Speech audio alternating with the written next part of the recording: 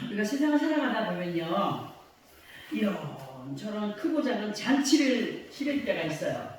잔치를 치를 때가 있고 또 초청을 받아서 참석도 하고 축하도 하고 이렇게 서로의 기쁨을 나누면서 우리가 살아가고 있습니다. 그런데 이렇게 우리 주위에서 행하여지고 있는 잔치의 그 모습들을 보게 되면은 정말 그 옛날 이스라엘 민족들이 행하였던 잔치, 그 잔치들과 많이 닮아있는 모습을 볼 수가 있습니다.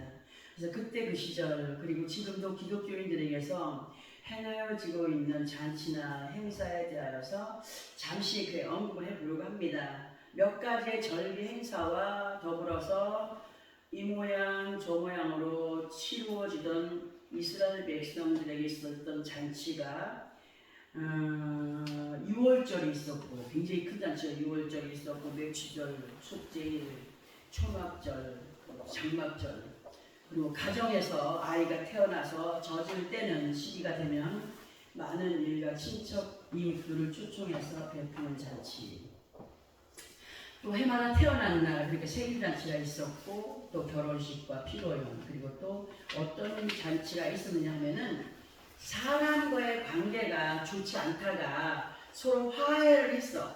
화해를 했을 때 우리 한국 사람들은 뭐 잔치합니까? 잔치 안 하죠. 근데 이스라엘 백성들은 이웃하고 싸웠어. 화해를 했어. 화해를 한 그것을 기념하기 위해서 잔치를 벌였대요. 잔치를 했고 그리고 사람이 집 안에서나 집 밖에서 무엇을 잃어버렸다가 찾았을 때에 우리는 그냥 어우 나 이제 찾았어 하잖아요 그냥. 근데 거기는 사람을 또 초청해가지고 내가 잃어버렸던 물건을 찾았다 해갖고 그 잔치를 벌린 것이 또 유명한 뭐냐면 누가복음 15장에서 보면은 잃었던 드라크마를 잃어버렸던 여인이 그거를 막 집 구석구석 찾다 보니까 찾아가지고 동네 사람 불러다가 잔치한 것이 있지 않습니까? 또 그 농작물 수확이 잘 됐어. 농작이 너무 잘 되는 거야. 열매를 많이 얻었어. 이 기쁨을 서로 잔치를 벌려서 나누었어. 그리고 사무엘상 25절에서 보게 되면은 무럭무럭 잘 자라준 양의 털을 깎는 날. 보통 보면 요즘에 양의 털 깎는 다음에 깎지 뭐 잔치는 안 하잖아요. 응? 잔치를 벌려서 이웃들과 기쁨을 나누었으니 기록되어 있고 그리고 국가적으로도 나라에 큰 기쁨이 있을 때 잔치를 했고 그리고 장례식을 치를 때도 함께 해준 문상객들을 다시 초청해서 우리 잔치를 벌렸던 것을 성경을 통해서 볼 수가 있습니다. 그리고 지금 현재 우리들에게 있어서 가장 기쁘고 즐거운 잔치는 뭐냐? 이렇게 거룩한 안식일, 거룩한 주님의 날을 맞이해서 예배하며 교제하는 시간들로 우리에게 주어진 거룩한 주님의 날은 그저 막연하게 예배만 드리고 흩어지는 것이 아니라 천국을 준비해가는 예행의 시간이라 할 수 있기 때문에 예수 그리스도 안에서의 이러한 잔치의 시간들은 우리가 육신의 장막을 벗고 정말 아버지 앞에 서는 그날까지 이어져 가야 되는 것으로 이 영원한 생명의 길은 뭘로 알게 하시냐? 십자가의 도를 알게 하는 십자가의 도를 알게 하고 깨닫게 하는 말씀으로 이어지는 것이기 때문에 정말 이 거룩한 주님의 날, 이 잔치의 시간을 우리가 게을리하지 않는 사람들이 되기에 예수 그리스도 안에서 어떤 다른 명칭의 행사와 잔치도 많이 있지만 간단하게 몇 가지를 말씀드려보면서 이 거룩한 주님의 날까지 언급을 해드려보았습니다. 이제 이 시간 우리들에게 허락하신 본문의 말씀을 통하여서 우리로 무엇을 깨닫게 하시려는지를 알게 하기 위하여서 본문 19절의 말씀을 다시 한번 합독을 해봅니다. 19절입니다. 시작. 내가 너희를 위하여 예비한 잔치의 기름을 너희가 배불리 먹으며 그 피를 취하도록 마시되. 아멘. 자, 이 말씀을 다시 보면서 설명을 들어보려고 합니다. 지금 이 말씀에서 내가 너희를 위하여 예비한 잔치라고 하셨습니다. 여기 내가 누굽니까? 하나님이십니다. 내가 너희를 위하여 예비한 잔치라고 하셨고 그리고 무엇을 배불리 먹으라고 하십니까? 기름을 너희가 배불리 먹으라 하셨어요. 기름을 배불리 먹어도 배불리 먹으라 하셨고, 그 피를 어떻게 해요? 취하도록 마시라고 하셨습니다. 피를 취하도록 마시래요. 자, 이제부터 이에 대한 설명을 드릴게요. 잘 귀담아 듣고 이해를 하셔야 됩니다. 아버지 하나님께서 예수 그리스도 안에 있는 우리를 위하여서 예비하신 잔치는 어떤 것이며 무엇을 말씀하시는 것이냐 할 때, 아버지 하나님께서 우리를 예비하신 잔치의 날은 누구의 날이라고요? 주님의 날이 되는 거룩한 안식일. 그리고 이 시간 그렇게 의미를 부여합니다. 그러면 우리를 위하여서 예비하신 이 날이 잔칫날이라고 할 때에 우리들에게 먹으라고 배설해 놓은 것이 무엇이겠습니까? 오늘 지금 잔치상을 벌려놨어요. 하나님이. 우리가 먹는 게 뭐겠어요? 기름이에요. 여기죠? 기름을. 그럼 기름을 먹을 때 얼마나 먹으라고 했어요? 배불리 먹으라고 하셨어요. 그 피를 마실 때 취하도록 먹으라고 했죠? 그런데 왜 잔칫날 하필이면 아니 떡을 안 주고 밥도 안 주고 왜 기름을 주고 피를 먹으라고 그럴까? 자, 궁금하죠? 네. 그런데 시편 23편 5절의 말씀에서 이런 말씀을 듣게 하십니다. 잘 들어보세요. 주께서 내 원수의 목전에서 내게 상을 차려주시고 기름을 내 머리에 부으셨으니 내 잔이 넘치나이다 하신 이 말씀을 본문 19절과 연결을 하여서 보게 되면은, 오늘 우리에게 하나님께서 성령의 충만한 은혜 안에 거하라, 기름을 먹되 배불리 먹어라, 성령의 충만한 은혜를 조금 받다가 만 것이 아니라 충만한 은혜에 젖은 상태에서 성령의 충만한 은혜가 넘쳐나는 상태에서 하나님의 말씀을 대할 때 그것이 은혜가 됩니다. 깨달으시고. 자, 이제 성령의 충만한 은혜 안에 거할 때에 세상을 이겨 승리할 수 있기 때문에, 또한 내게 오는 잡생각들을 물리칠 수 있기 때문에, 잡다한 마음들을 물리칠 수 있기 때문에 기름을 먹되 충분히 병에 기름이 채워지다 말면은 공기가 많이 차겠죠. 은혜도 마찬가지예요. 충만히 우리의 은혜에 거하지 않으면 그 나머지는 뭐가 되겠어요? 육신의 생각이 되는 거예요. 육신의 약한 마음이 되고. 자, 그렇기 때문에 은혜의 기름 부음을 우리가 받되 넘치도록 받아라, 넘치도록 은혜를 입은 시간이 되기를 바란다로 볼 수가 있습니다. 그리고 피를 취하도록 마시라고 하신 말씀을 요한복음 6장 54절에서의 말씀과 연결을 해보게 되면은, 내 살을 먹고 내 피를 마시는 자는 영생을 가졌고 마지막 날에 내가 그를 다시 살리리니 하셨습니다. 근데 이 말씀을 보통 어느 때에 언급을 많이 하느냐 할 때에 목사님들이 성찬식 때에 많이 인용이 되는 말씀입니다. 살과 피는 뭡니까? 떡과 포도주로 우리가 대신하죠. 자, 더 나아가서는 예수 그리스도의 살과 피로 예수 그리스도 안에 있는 우리들에게 있어서는 이 살과 피가 생명의 양식이 됩니다. 생명의 양식으로 말씀 그 자체인 것을 우리에게 늘 알려주고 계시죠. 또 예수 그리스도 안에 있는 우리가 살과 피를 대한다라고 하는 것은 말씀이 육신이 되어 우리 가운데 거하신 예수 그리스도 성품과 그 믿음을 닮아감으로 영생에 이르러가는 원동력이 주님의 살이며 피가 되는 말씀이신 것을 우리는 알고 있습니다. 말씀을 먹는데, 생명의 피, 말씀을 먹는데 한 귀로 듣고 한 귀로 흘려버리면 그게 나한테 무슨 힘이 되겠습니까? 믿음이 되겠습니까? 무슨 넘쳐나는 원동력이 되겠습니까? 안 되겠죠.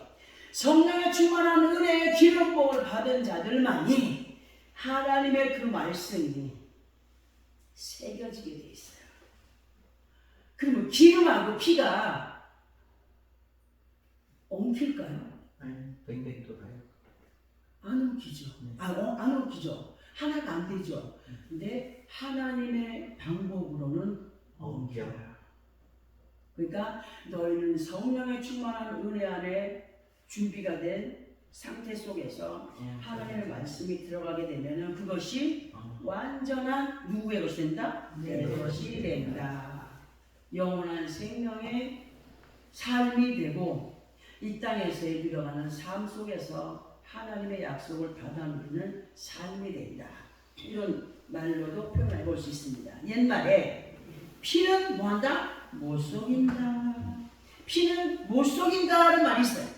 그리고 그 부모의 그 자식이라는 말도 있고 피는 물보다 진하다라는 말이 있습니다. 인간이 태어나면서 부모로부터 물려받는 유전 물질인 DNA는 각 부모로부터 절반씩 물려받는데요. 왜 또 하나님 말씀을 하다가 이런 말씀을 하나 잘 들어야 됩니다. 부모에게 물려받는 유전적인 물질인 DNA는 각 부모로부터 엄마 아빠로부터 절반씩 물려받는다고 합니다.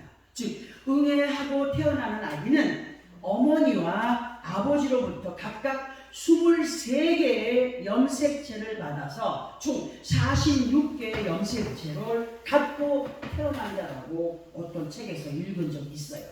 이렇게 부모로부터 물려받은 염색체에는 유전의 정보가 되는 DNA가 담겨있기 때문에 태어나는 아이가 부모의 외모, 부모의 성격 또는 부모가 갖고 있는 질병 이런 다양한 특성의 결정을 안고 태어나기 때문에 아기가 응애하고 태어나서 부모의 그거를 보고 배우지 않았어도 어떻게 해요? 닮은 듯 배운 듯 따라합니다. 아니 너는 어쩜 그리도 애비를 꼭 닮았니? 아니 너는 어쩜 그리도 네 애비를 꼭 닮았니? 이런 얘기를 시어머니나 그런 분들이 말씀을 하셨죠. 이렇게 모태에서부터 조성된 인간의 DNA를 인위적으로 바꿀 수 있을까요? 바꿀 수 없어요. 바꿀 수 없어요. 그러나 바꾸시는 분이 계십니다. 누구십니까? 하나님이십니다. 그러면 하나님께서 무엇으로 인간의 근본이 되는 악상을 바꾸시느냐 할 때 주님의 날 잔치상에 차려진 기름과 피로 곧 성령과 말씀으로 우리를 새롭게 만들어서 바꾸어 가시는 분, 살아계신 하나님, 기적의 하나님. 그러나 주의될 건 뭐냐? 주의될 것은 한 번 임하여진 아버지 하나님의 은혜와 사랑을 믿음으로 유지해갈 때에 한 번 은혜 받았다가 아니라 그 은혜를 계속 유지해갈 때에 육신의 DNA를 이겨갈 수 있다는 사실입니다. 예전에 은혜를 받은 사람이 시험이 들어서 은혜가 식어버리니까 어떻게 돼요? 더 독해집니다. 왜? 알고 있는 말씀을 가지고 대적을 하는 사람들이 너무나 많습니다. 그러면 그 사람에게서 은혜를 받은 것이 화가 될까요? 복이 된 건가요? 화가 되는 거예요. 유지의 거예요. 이 시간에 피에 대한 말씀을 좀 더 보아야 되겠기에 우리가 레위기서 17장 11절을 함께 활동을 해보려고 합니다. 구약성경 173페이지 정도에 있습니다. 레위기 17장 11절 구약성경 173페이지 정도에 있습니다. 구약성경 173페이지입니다. 레위기 17장 11절 찾았으면 함께 합독을 해보겠습니다. 시작. 육체의 생명은 피에 있음이라 내가 이 피를 너희에게 주어 제단에 뿌려 너희의 생명을 위하여 속죄하게 하였나니 생명이 피에 있으므로 피가 죄를 속하느니라. 아멘. 자, 우리는 이 말씀을 이해하기 위해서는 들어야 하는 설명이 필요합니다.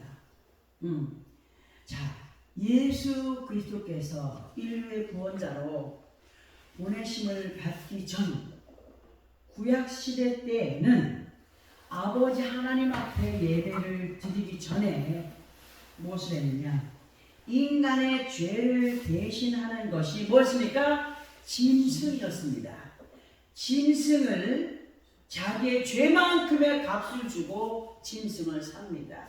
가난한 사람은 죄값대로 짐승을 살 수 없기 때문에 작은 비둘기나 새 종류를 사서 하나님께 드렸습니다. 레위기서 1장을 보면은 그러한 것이 잘 기록이 되어 있습니다. 집에 돌아가셔서 꼭 읽어보시기 바랍니다. 이렇게 구약의 시대에서는 인간의 죄를 대신해서 짐승을 잡아서 그 피를 제단에 뿌리고 죄를 씻는 의식이 있었고 번거로웠지만 계속 아버지 앞에 예배하러 갈 때마다 예루살렘 올라갈 때마다 짐승을 잡아서 그 피를 뿌림으로 인하여 자기 죄를 대속했습니다. 번거로웠겠죠? 근데 예수께서 인류의 구원자로 보내심을 받으신 후에는 짐승의 피로 행하여지던 의식이 끊어졌어요. 십자가 위에서 단번에 우리 주님이 해결하셨어요. 완전한 희생 제물의 이름, 곧 예수 그리스도의 이름으로 우리는 아버지 하나님 앞에 가까이 나와서 예배하며 아버지 하나님의 자녀들로 살아가는 것을 우리는 감사해야 됩니다. 매마다 하나님 앞에 짐승을 잡아서 피를 빼서 각을 떠서 얼마나 힘들었겠습니까? 그냥 교회 나오는 것도 지금 힘든데 예수 이름으로 단번에 가까이 나올 수 있도록 도우신 하나님 얼마나 감사한지 우리는 감사해야 됩니다.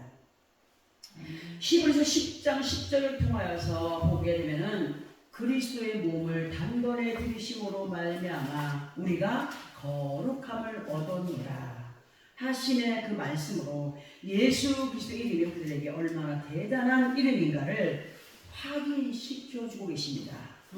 우리가 이러한 말씀을 대할 때에 확실하게 살아서 역사하신 아버지 하나님 앞에 뜨겁게 살아있는 믿음의 열정을 보여가는 우리가 되어야 됩니다.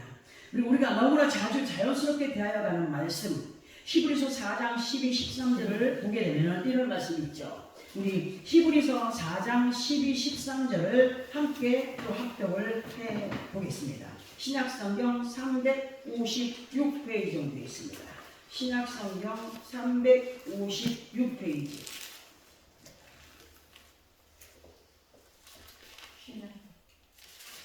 히브리서 4장 12, 13절.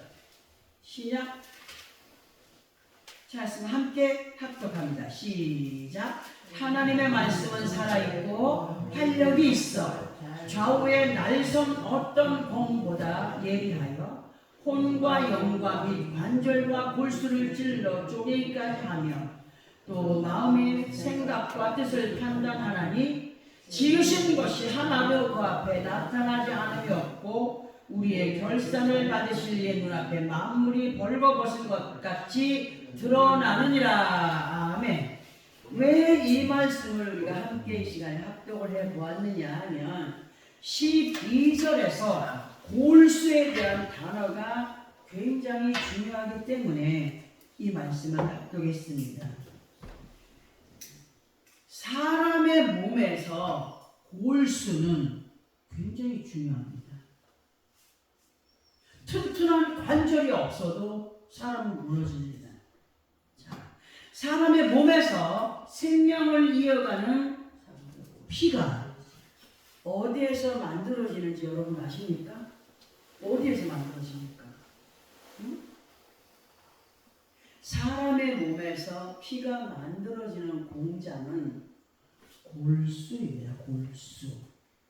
제가 이것을 준비하면서 어떤 걸 생각해 보았냐면은 보통 저런 절 같은 데서 그 스들이 돌아가시면 몸에 뭐가 사리가 생긴다고 그러죠.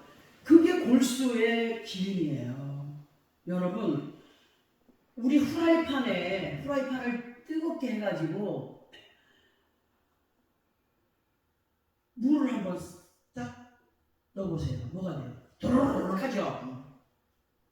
기름을 넣었을 때 도로록 했으면 그게 동그랗게 되겠죠. 제가 생각할 때는 그 사람들은 사람이 죽으면 그 사람들을 뜨거운 불에 가열시킵니다. 보통 사람들은 잘 먹고 기름지게 산 사람들은요, 그런 게 많이 나와요. 나오게 돼 있어요. 그 사람들한테는 나오는 게 아니라 모든 사람들에게서 나오게 돼 있는 거예요. 무슨 말인지 알겠죠? 예. 그걸 깨닫게 해주셨어요. 자, 사람의 몸에서 피를 만들어내는 공장의 기관은 가슴뼈가 되는 흉골, 갈비뼈가 되는 늑골, 그리고 엉덩이뼈가 되는 골반, 그리고 척추의 골수에서 피가 나는 거죠. 척추의 골수에서. 우리 중요한 검사할 때 척추에서 뭘 빼내요? 골수를 빼내죠. 거기에서 그 사람의 모든 건강을 그런데 이 공장도 문을 닫는 시기가 있어요. 언제냐? 사람이 늙고 병들면서 혈소판이 지방으로 대체가 된대요. 여기 잘 들어봐야 됩니다. 젊어서는 골수에서 생생한 피가 만들어져요. 먹는 음식을 통하여서 그 영양분을 통하여서 골수에 피가 만들어요. 나이가 들면 피가 안 만들어지는 거죠. 왜? 그 골수가 기름으로 대체가 되기 때문에. 기름으로 대체가 되고 색이 변화가다가 끝내는 그 기능을 잃게 되기 때문에 피가 그렇게 만들어지지 않는다는 거죠. 사람에게 있어서 온 천하를 얻고도 자기 목숨을 잃으면 무엇이 유익하려 하시는 말씀이 마태복음 16장 26절에 기록되어 있는 거 알고 있죠? 우리 많은 사람들은 그렇게 예수님을 모르는 사람들로, 하나님을 모르는 사람들로 육신의 것들을 얻고자 원하여 노력하다가 살만하니까 어떻게 돼? 살만하니까 근데 그게 일리가 다 있더라고요. 사람에게 있어서 가장 중요한 것은 뭐니 해도 뭐가 최고야? 뭐니가 최고야. 사람들은 그렇게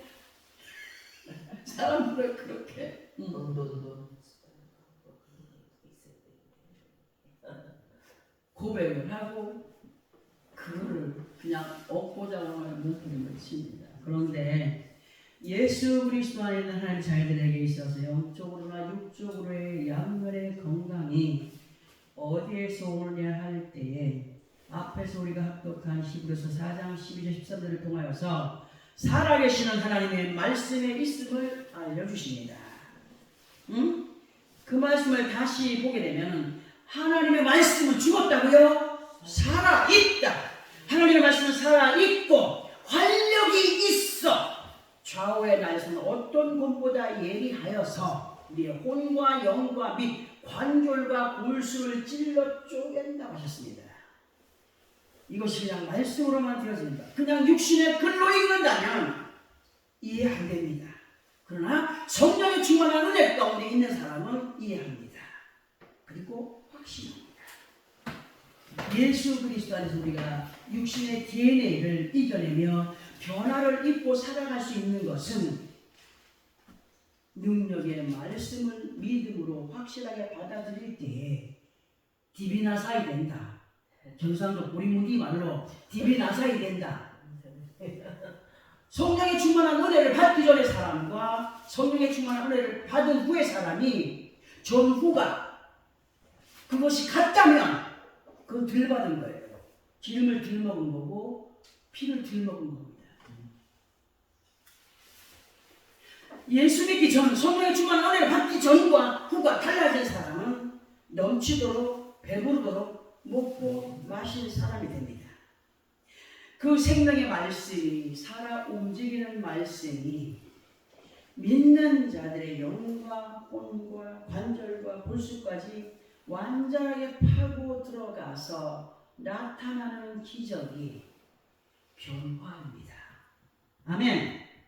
내 아버지 하나님께서는 주님의 거룩한 날, 이 잔칫날에 성령의 충만한 은혜와 예수 그리스도의 생명이신 말씀의 쌍을 진설하여 두시고 우리로 하여금 배불리 먹어야 돼, 취하도록 먹어야 돼. 근데 어느 때는 사람의 생각으로 아이고 저 목사님 오늘은 머리를 이렇게 했네, 오늘은 옷을 저렇게 입었네, 오늘은 얼굴이 조금 부었네 생각하다가 그 진지한 하나님의 말씀을 놓쳐버릴 때가 많다는 거죠. 우리가 하나님의 은혜 안에서 기름을 배불리 먹고 피를 취하도록 먹은 사람, 성령의 충만함을 입은 사람은 하나님께서 뭘 약속하셨느냐, 여호와 라파로 만나주시겠다고 하셨습니다. 아멘. 우리 많은 기적 봤잖아요. 지금 그런 기적이 안 일어난다고 한다면 은혜가 그만큼 떨어진 거야.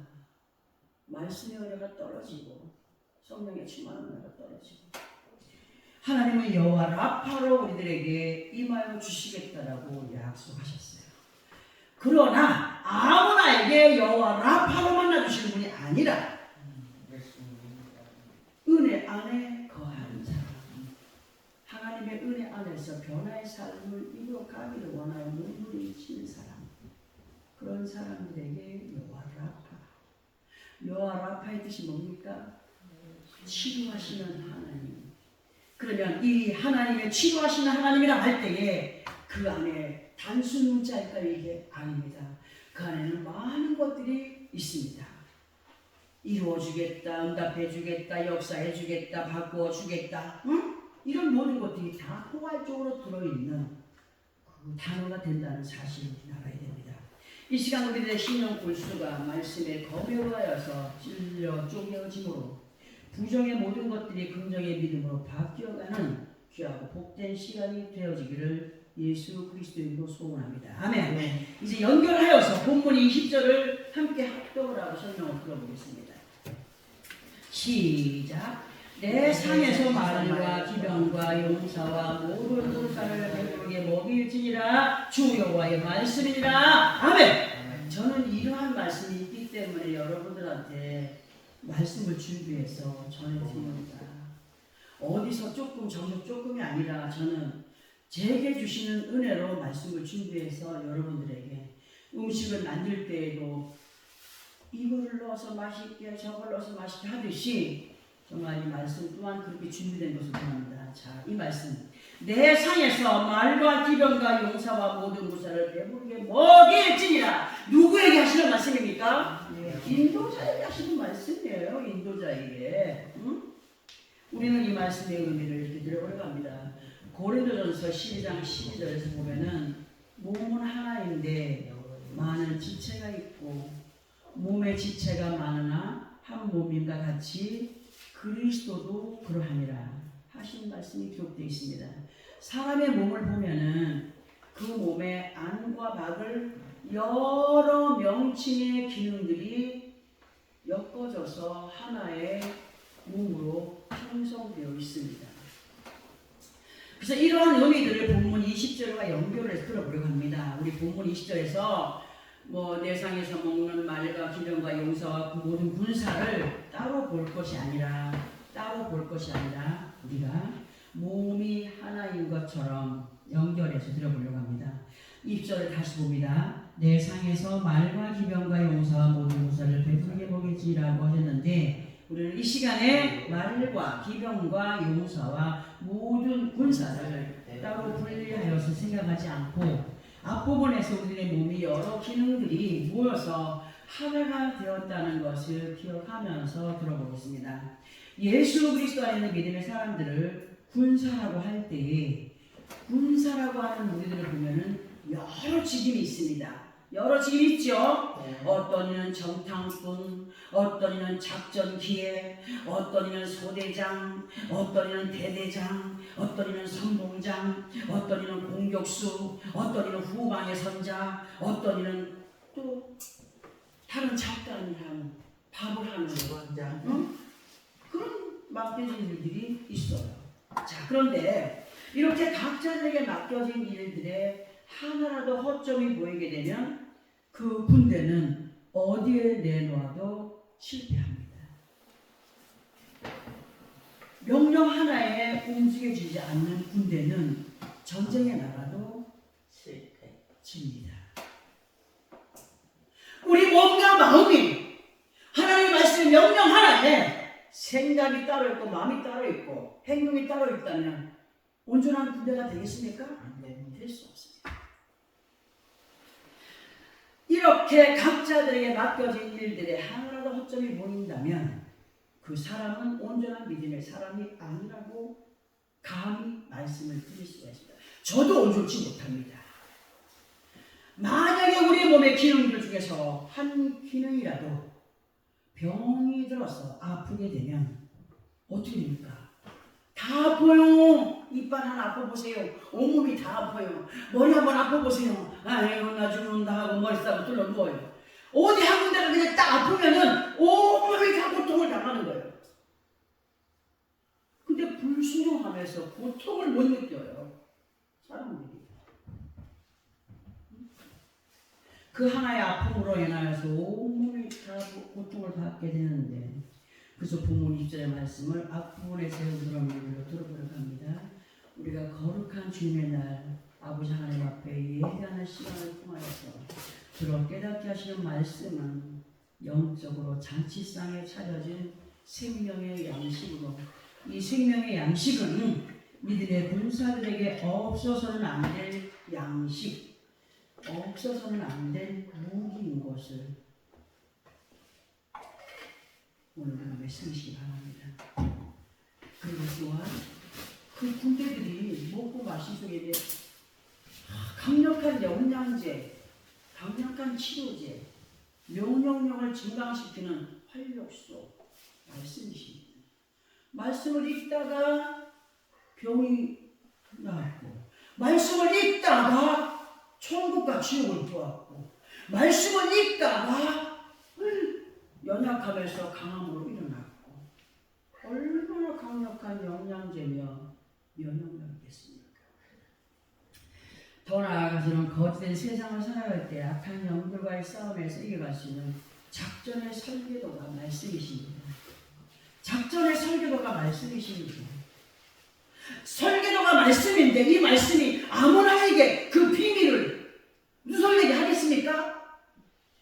은혜 받은 자만이 깨달을 수 있는 것이 말씀이십니다. 이러한 모든 것들이 완벽하게 준비되었다고 할지라도 성령으로 이끄시는 주님이 없이는 무용지물이 될 수밖에 없기 때문에 19절에서의 말씀처럼 기름과 피로 영원히 살아있는 사람이 될 때에 믿음의 군사라고 할 수가 있고 그리고 그렇게 믿음의 군사라 할 수 있다는 사실을 말씀으로 알려주시면서 20절에서 모든 군사는 배부르게 먹어야 된다. 어느 때는 우리 교회 와서 말씀 먹는 사람 힘들어서 못 먹는 사람도 있어요. 왜냐하면 안 들어본 말씀이 너무 많기 때문에. 근데 우리 교회 원래 있던 분들은 이제 말씀을 이해합니다. 여러분들 이 말씀을 근데 우리는 얼마나 무기로 삼고 있으며 얼마나 확신 있게 이끌림 받으며 살고 있느냐입니다.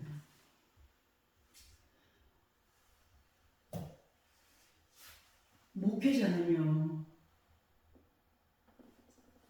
가정의 주부 또는 주방장이 열심히 식단에 필요한 재료를 준비해서 가진 양념으로 맛있게 준비된 음식을 가족들에게 또는 식당을 찾은 손님들에게 내어놓는 것처럼 목회자들과 마찬가지입니다. 목회자를 통하여 전하여지는 생명의 양식 또한 그냥 아무렇게나 전하여지는 것이 아니라는 겁니다.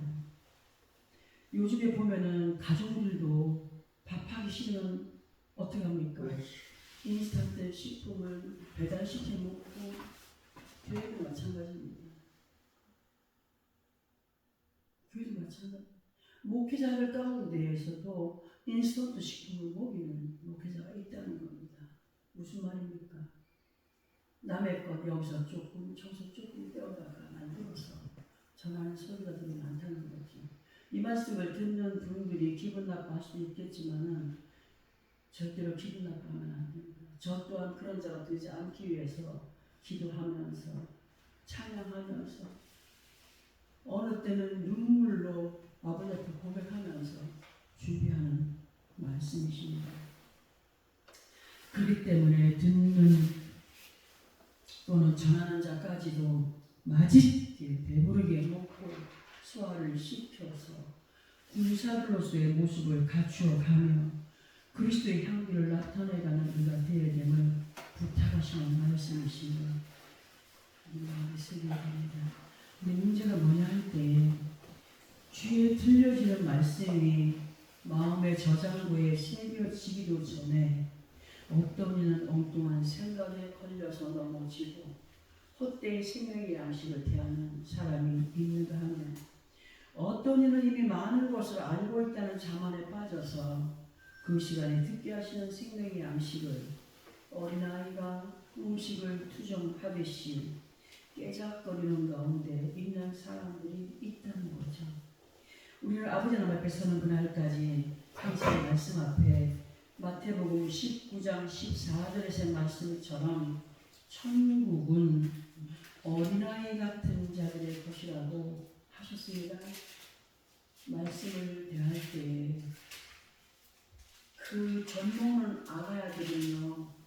뜨겁지만 않으면 의안 안 옵니다. 배고픔을 울죠. 자기 온도에 맞게 채워진 그 젖병을 갖다 흘려주면요. 그 아이들 배고픈 상태에서는 얼마나 꿀떡꿀떡꿀떡 잘 먹습니까?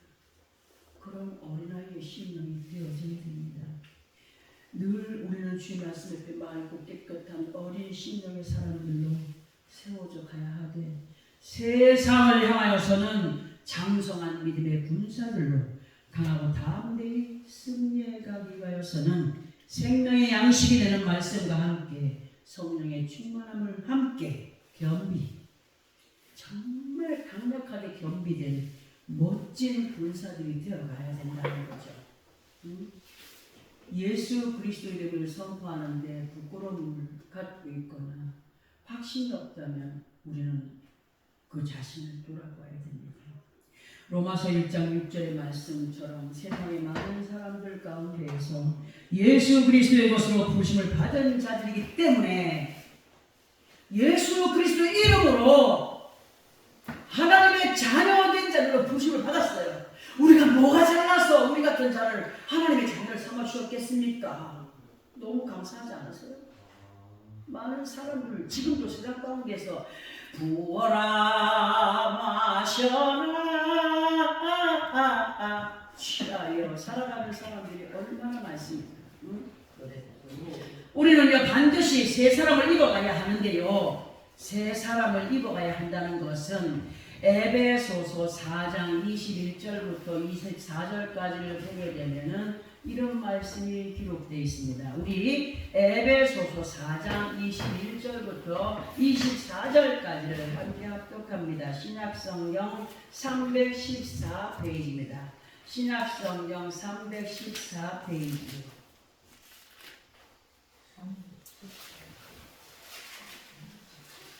신약성경 314 에베소 4장 21절부터 24절까지입니다. 찾아왔으면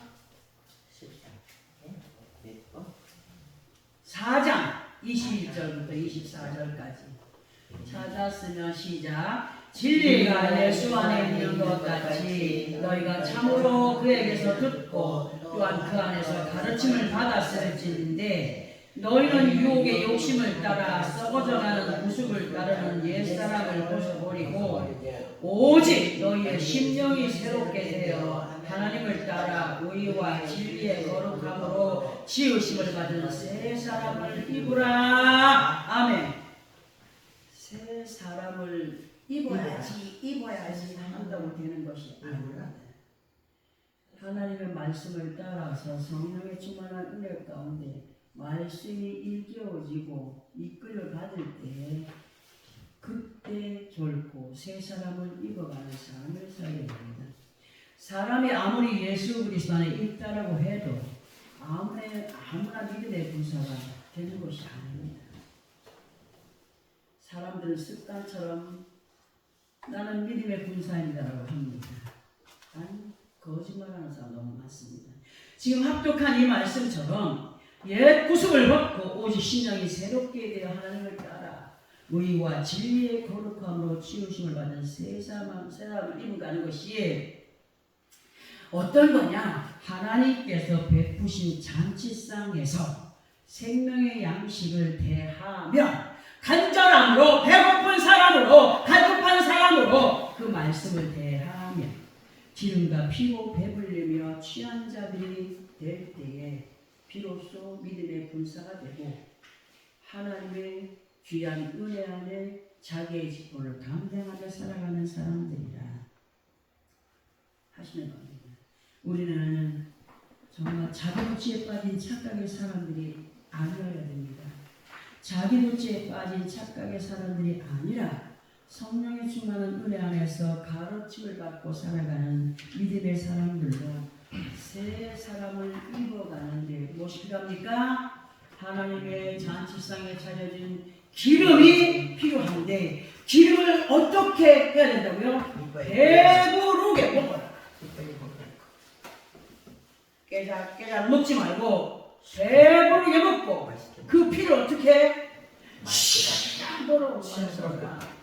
술 취한 사람이 그저 비틀거리면서 자기는 없고 술에 위해서 가잖아요. 성령에 취한 사람도 마찬가지라는 거예요. 그런데 술에 취한 사람은 악이며 성령에 취한 사람은 선이라는 거죠. 술에 취한 사람은 세상 사람이고 성령의 술에 취한 사람은 하나님의 사람으로 성령의 술에 취하니까 누구밖에 안 보여? 하나님. 아멘. 할렐루야. 그러니까 따라가는 거예요. 예수 안 믿는 사람이 술 먹고 뭐부터 봐? 지나가는 전봇대 봐. 그리고 괜히 시비를 걸어. 다리 한쪽 들고 그냥 거기다 시비도 하고. 성령의 사람들은 절대 그렇지 않습니다. 그렇게 만들지. 그저 주님만 보입니다. 여러분, 아가서에서 내 사랑, 내 비둘기 나오죠. 성경에 비둘기의 단어가 딱 두 개 나옵니다. 구약에서의 비둘기는 세상을 향하여 가는 비둘기가 나오고 아가서에서는 그저 술람미 여인의 눈이 누구만 바라봐? 솔로몬만 바라봐. 여러분들 비둘기 속성하세요? 그렇죠. 비둘기가요 하나를 딱 보잖아요. 그러면은 그것만 바라봅니다. 왜 우리에게 아가서를 통하여 비둘기 얘기해 주시냐? 내 사랑, 어여쁜 비둘기. 사람의 눈에는 보여주는 게 너무 많잖아요. 이것도 보여주고 저것도 보여주고 너무나 많습니다. 왜 비둘기라고 하셨을까? 비둘기는 자기가 목표한 한 군데 갔으면 그것만 바라보고 우리 목표는 어디입니까? 천국입니다. 누구와 함께 갑니까? 예수 그리스도. 그의 말씀만 따라갑니다. 세상을 향하여 가는 비둘기는 어리석은 비둘기라고 했습니다. 우리는 정말 성령의 충만함을 입고 말씀의 꼴을 위하여서 우리의 꼴이 뭘까? 생명의 양식이 우리 삶에 주어진 상에 계속 만나와 같이 뿌려지지 않습니까? 그래야 할 때 우리는 스스로도 나는 믿음의 군사야라고 할 수 있고 내가 그렇게 고백하지 않아도 하나님이 인정하신 군사로서의 삶을 살아갈 수 있다는 겁니다. 우리를 위하여서 말씀으로 예비하시고 언약하신 아버지 하나님 앞에 우리가 사랑받는 자는 어떤 하나님 만나주냐고요? 여호와 라파의 하나님 만나주신다. 어떤 문제 앞에서 하나님 그 문제를 넘어갈 수 있도록 문제 뒤편에 우리를 위하여서 기쁨을 주실 선물들을 준비하고 계시다는 사실을 잊지 마시기 바랍니다. 무엇을 구하는지 믿음의 군사로 믿음의 사람으로 예수 그리스도 이름으로 구할 때에 생각지도 않았던 맘먹지도 않았던 것들을 우리 앞에 선물로 역사해 주시고 기적을 이끌어 가시는 그 아버지 앞에 기쁨이 되고 즐거움이 되기 원하여서 오늘도 우리 앞에 배설해 놓으신 기름과 피를 배불리 먹고 취하도록 마시고 되새김질하면서 한 주간 동안도 여호와 라파의 하나님을 만나 그분과 함께 기쁨과 즐거움을 나누며 더욱더 강하고 담대히 세워져 가는 이 세상을 이겨 승리하는 믿음의 군사가 되어지기를 예수 그리스도 이름으로 축원합니다. 아멘.